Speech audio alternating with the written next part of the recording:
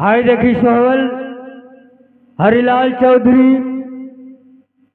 उन साहब के तरफ से बहुत रुपये का सम्मान बा।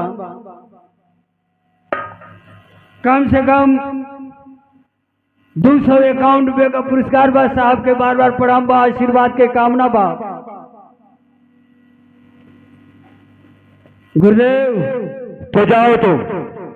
चाचा के बार बार प्रणाम बा, आशीर्वाद की कामना बा। साथ साथ जनता जनार्दन और माताएं बहनों को भी उचित नमस्कार प्रणाम बा। गुरुदेव अगर तुम जाने से इनकार कर रहे हो, तुम्हारा विष बह गया है, तो नाग आज से मैं तुझे श्राप दे रहा हूं कि आज से तुझे लोग दुल्हे के नाम से जानेंगे और जिस मनुष्य को तुम काटोगे तुम्हारा लहर उस मनुष्य के ऊपर नहीं लहर जाएगा। क्या गुरुदेव मुझे श्राप देकर दुल्हा बना दिया? हाँ नाग, मैं किसी को डसूंगा तो जहर काम नहीं करेगा। काम नहीं करेगा। धन्य हो गुरुदेव, धन्य हो। लेकिन गुरुदेव कहो नाग। अब मैं चलता हूँ। जाओ तुम जाओ। अरे चल ही की बढ़िया गुरु जी, अरे चल अरे बढ़िया गुरु जी,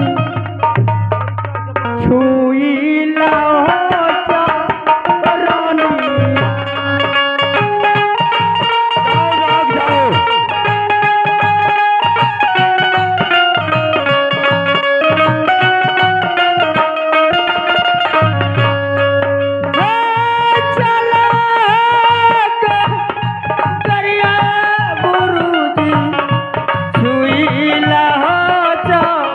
रानी।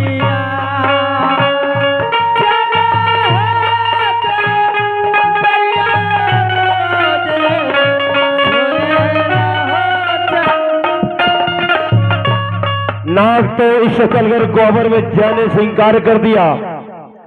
अब मैं नागिन को बुलाऊं और नागिन को भेज करके उस वाला खंजर को डसवा कर वापस बुला लेता हूं। अब मैं नागिन को बुलाऊं। अरे सुनबो तो सुनबो ये नागिन, अरे हमारी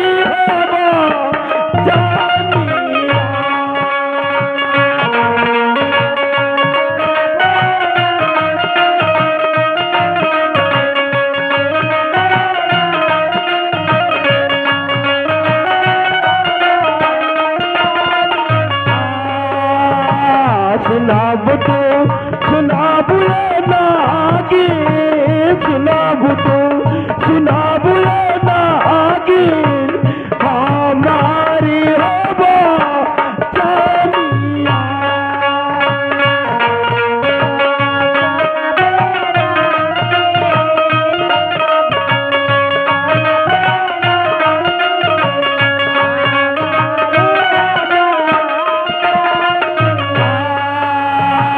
पराल भी पतिया नागिन, पराल भी पतिया नागिन, तो खाना सा आइया।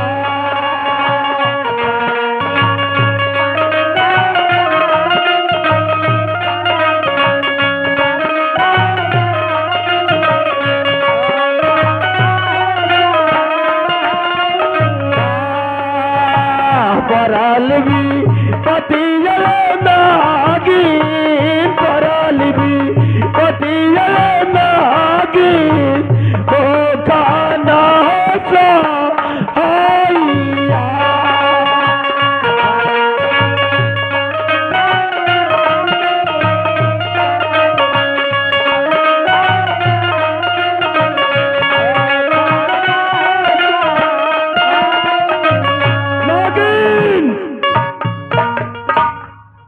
किस कंदरे में तुम जाकर के सो गई हो नागिन? एक तुम्हारा गुरु विषहर तुझे पुकार रहा है। आओ नागिन आओ, आओ नागिन आओ। कहां सो गई हो नागिन?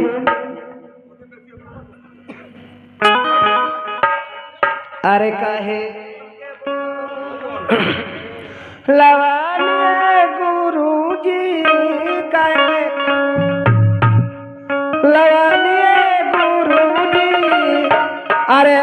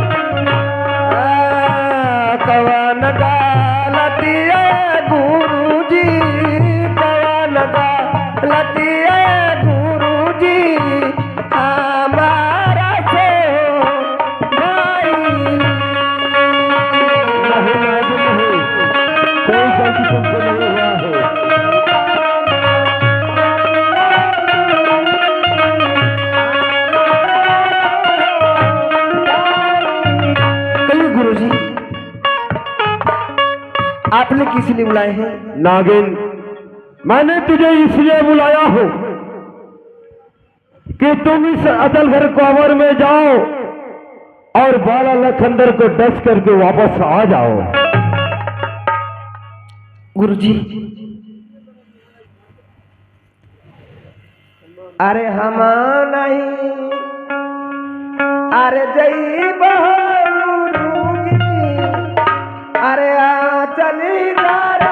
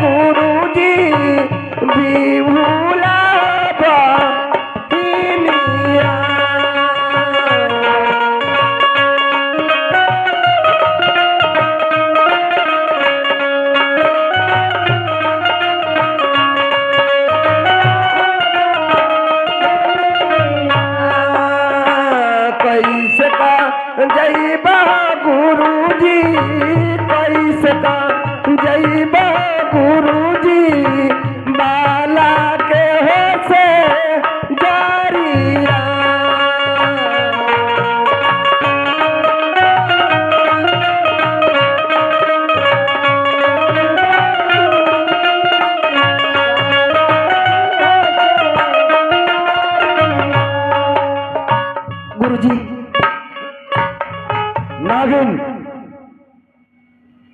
मैं जानता हूं कि बाला तुम्हारा भाने और बिहुला तुम्हारी बहन लगेगी और पार और पाटी तुम्हारे ससुर और भसुर लगेंगे, लेकिन एक बात मैं तुझे बता रहा हूं, तुम एक काम करो, उस अचलगर कुंवर में जाओ और इस समय बाला और बिहुला दोनों एक ही पलंग पर सोए हुए हैं और इस समय बिहुला का केस पलंग के नीचे लटक रहा है। तुम उस केस की सहारे उस चरपाई पर चल जाओ। मैं तुझे उपाय बता रहा हूं। मैं यहां से माया का मच्छर भेजूंगा। बाला लखंदर पांव इधर उधर करेगा। पहला चोट माफ कर लेना। जब पांव इधर उधर करेगा तुझे चोट लगेगा, पहला चोट माफ कर लेना, दूसरा चोट माफ कर लेना, तीसरा चोट जब तुझे लगे तो तुझे 10 लेना, तुझे 200 और पाप नहीं लगेगा। ठीक है गुरु जी।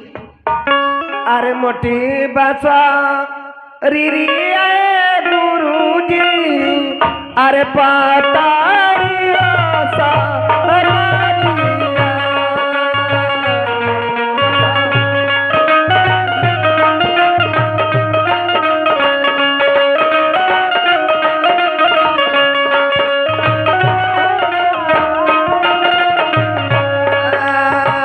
कैसे का जय गुरु जी, कैसे का जय गुरु जी, बाला के हो से जारिया।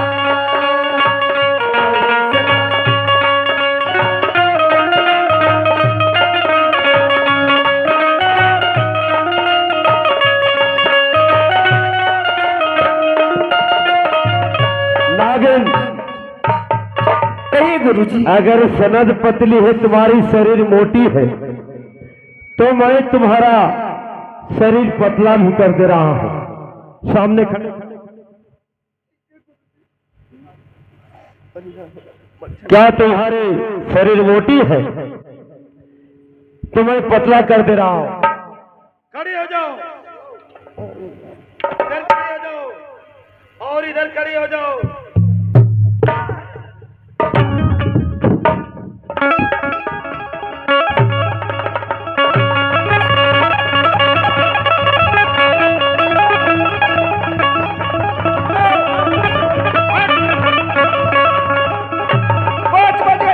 अब तो नागिन चली गई।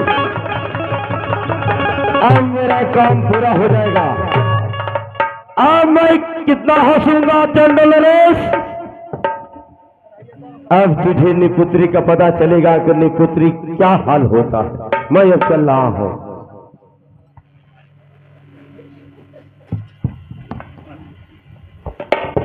अब मैं चल रहा हूं। अब मैं सुख चैन के लिए सोऊंगा। और कचड़े में हो, कचड़े में मोर हिरवा हेरा गईले, कचड़े में मोर हिरवा।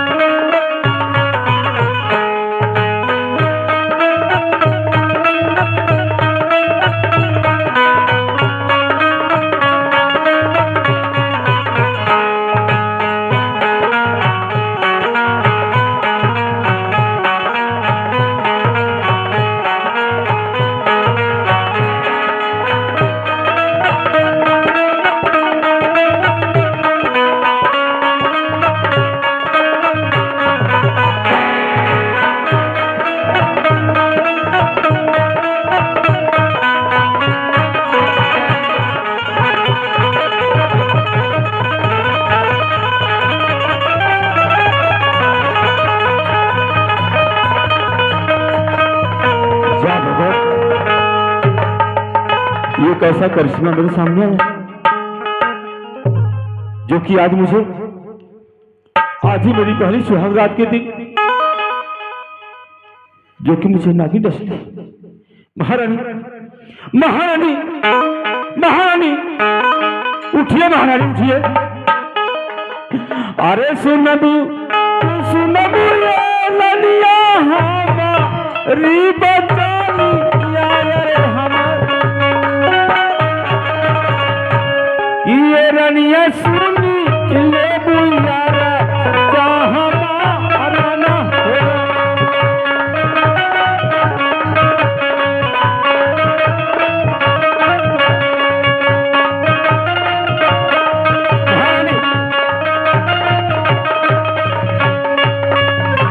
अरे हमरा के डसल ये ललिया काली या नदीनी या काली या नदीनी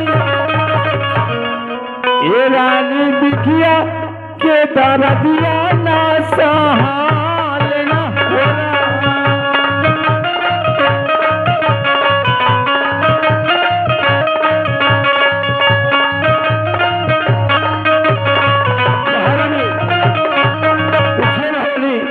महारानी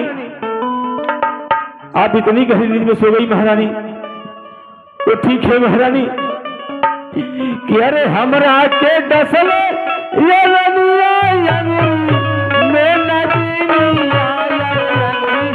मैं नदीनी अंगूरी के बिखिया ना सहाल ना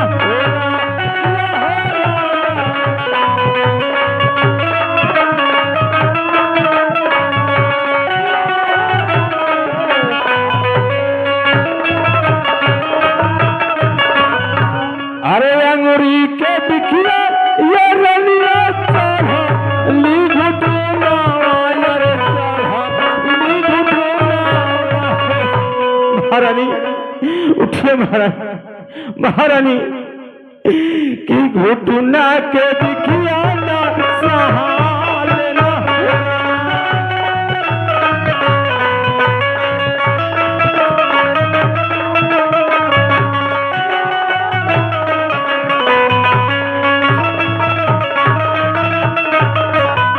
अरे घुटना के बिखिया ये रनिया चढ़ा ली कमारिया रे चढ़ा ली कमरा के बिखिया ना सहाल ना हो।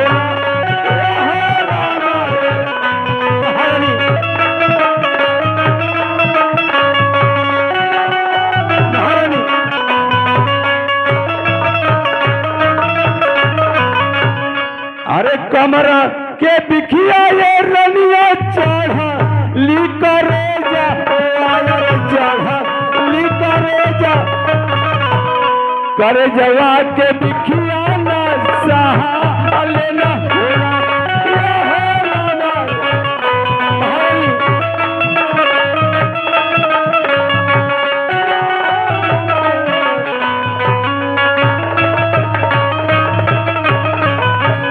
अरे कर जवा के बिखिया ये रनिया चढ़ा ली दिमागा रे चढ़ा ली दिमागा के बिखिया ना सहाल ना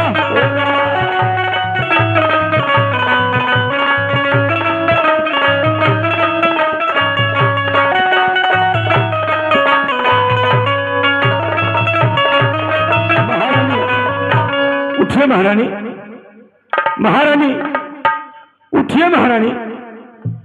ठीक है महारानी, अगर आप इतनी गहरी नींद में सोई हैं तो अंतिम बंद में कहना कि अरे हमरा के लिखल ये रनिया ब्रह्मा के दुआरी रे ब्रह्मा के दुआरी। अरे तुहरा के लिखल बा तो का नया होगा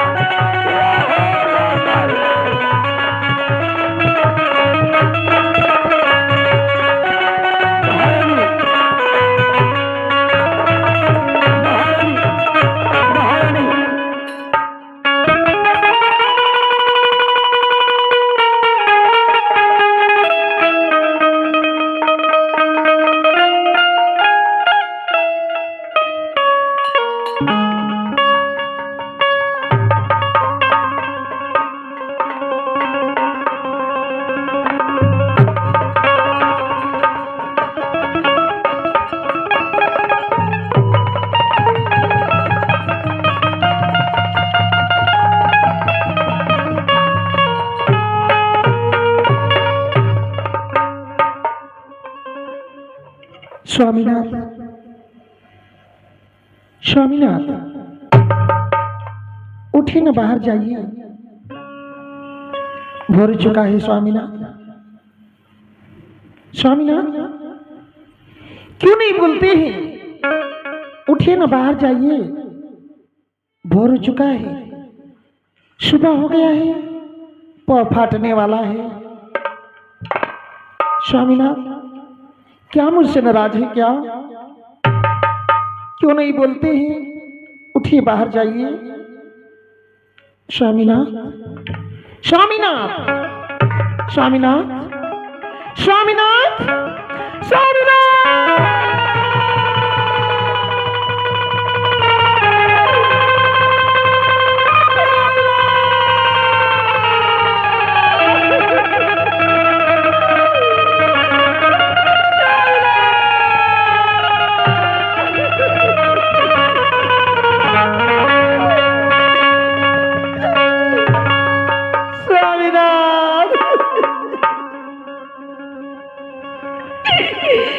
मुझे छोड़कर कहाँ चली गई मेरी स्वामीनाथ?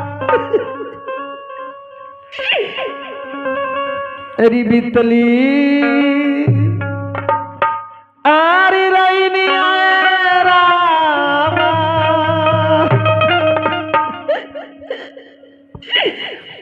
फूटाली हाथी रीनी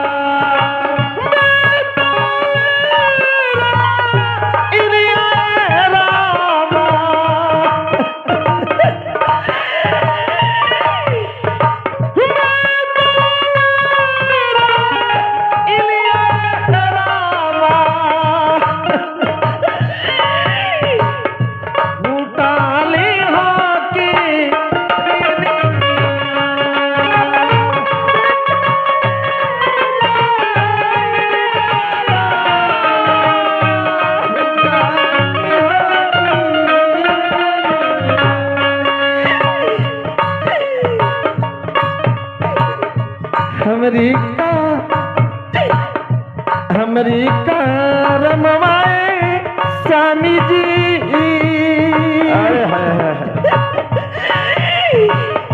हमरी रमवा विधना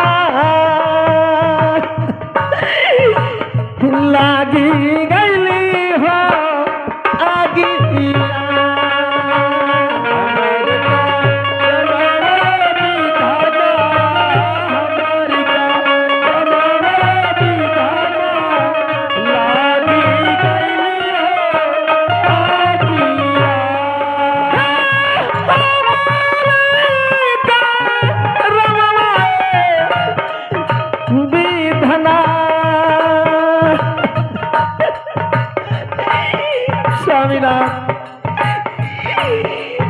मुझे इसी उम्र में भी छोड़कर कहाँ चली गई मेरी स्वामीनाथ? मैं किसकी सहारे जिएगी मेरी स्वामीनाथ? मेरा सहारा कौन होगा? कई गति लिखला विधना,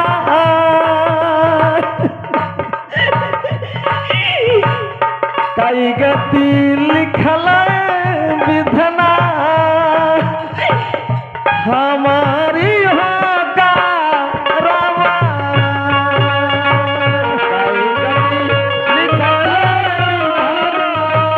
कई गति लिखला विधना हमारी होगा रामा।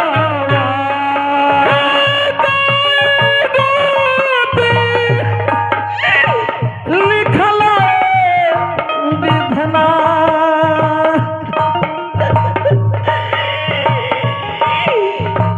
हमारी होगा रामा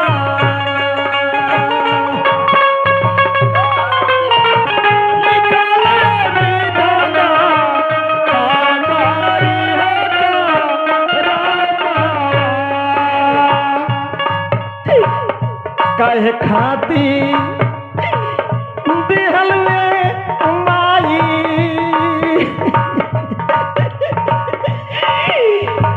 कहे खाती दिहलवे माई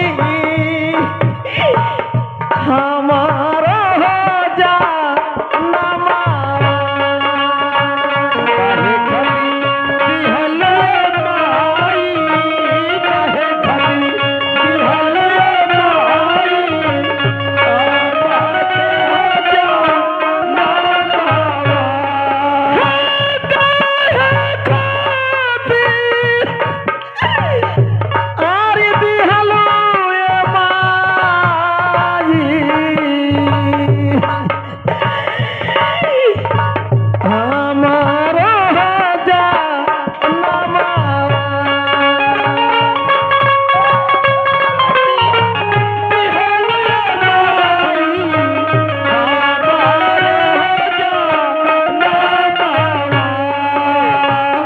कहे नहीं दिलवे माई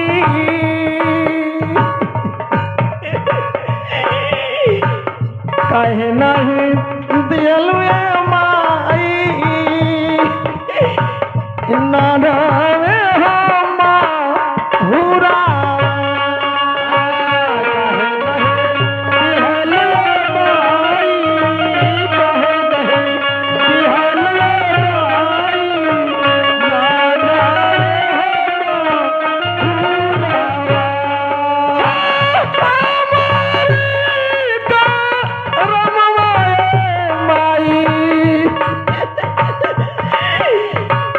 लागी गईली हो आगिया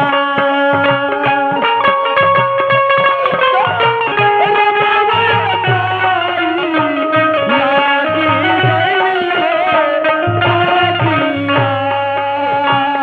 कवन दुश्मनवा विधना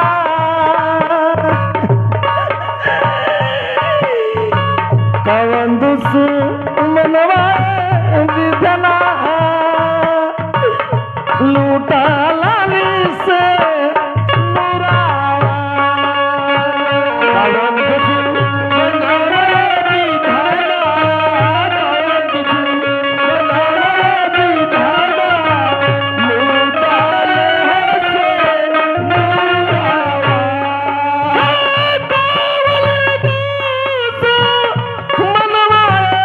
मुरावा विधना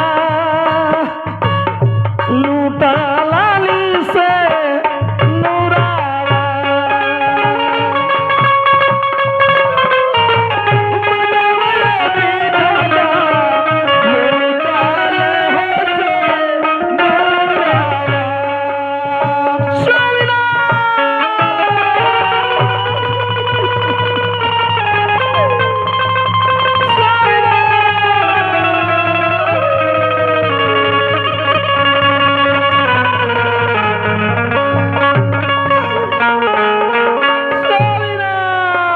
विधना